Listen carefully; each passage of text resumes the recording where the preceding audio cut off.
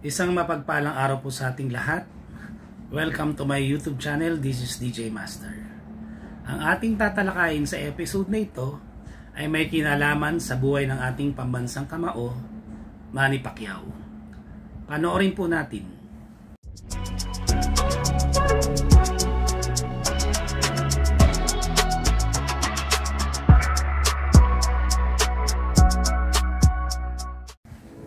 Si Manny Pacquiao ay pinanganak noong December 17, 1978 sa Kibawe, Bukidnon.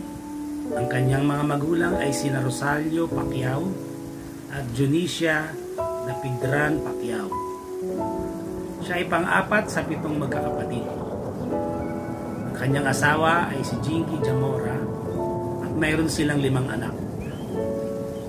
Siya ay kinilala bilang isa sa pinakamahusay na boksingero sa buong mundo at tinagurian ding pambansang kamao ng Pilipinas. Nag-umpisa siyang magboxing sa edad na 12 at nagsimulang sumabak sa profesional na boxing nung siya ay 16 na taong gulang. Siya ay nag-iisang 8 Division World Champion sa kasaysayan ng boxing. Nanalo ng 12 major world titles at nagsilbi bilang kampiyon sa 4 na dekada. Ang ilan sa mga di makakalimutang laban ay kay Antonio Barrera, na kung saan ay tinalo niya sa pamamagitan ng TKO. Nariyan din ang paghaharap ni na Eric Morales ng 3 beses. Sa una nilang paghaharap ay tinalo si Pacquiao ni Morales at sa ikalawa at ikatlong laban nila ay ginulpi na ni Pacquiao si Morales. Nagkaharap din si Oscar De La Hoya at Pacquiao na nauwi din sa TKO dahil hindi na naipagpatuloy ni De La Hoya ang laban sa 9th round at dito na tuluyang nagretiro si De La Hoya sa kanyang pagboboxing. Binugbog din niya si Shane Mosley at nagawa pa ni Pacquiao na pabagsakin si Mosley sa 3rd round at nanalo si Pacquiao via unanimous decision.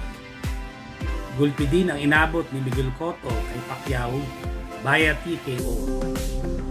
At hindi rin natin makakalimutan na pinatulog ni Pacquiao si Ricky Hatton sa 2nd round ng kanilang laban.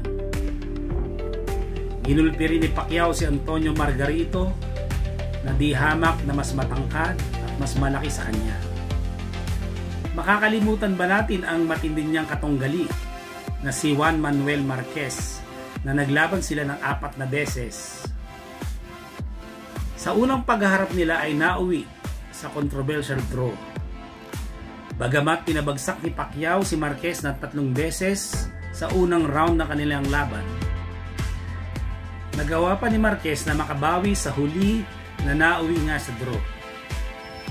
Nagkamali daw ang isang judge na binigyan ng 10-7 score yung unang round na dapat ay 10-6 lang. Sa ikalawang paghaharap nila ay nauwi sa split decision na pumabor kay Pacquiao. Huling nanalo si Pacquiao sa ikatlo nilang paghaharap via unanimous decision. At ang ika-4 na pagtutuos nila ay hindi inaasahan ng lahat na mananockout si Pacquiao sa 6th round na may natitira na lang na 10 segundo sa round na iyon. Ikalawang pagkatalo ni Pacquiao ito na siya ay na-knockout.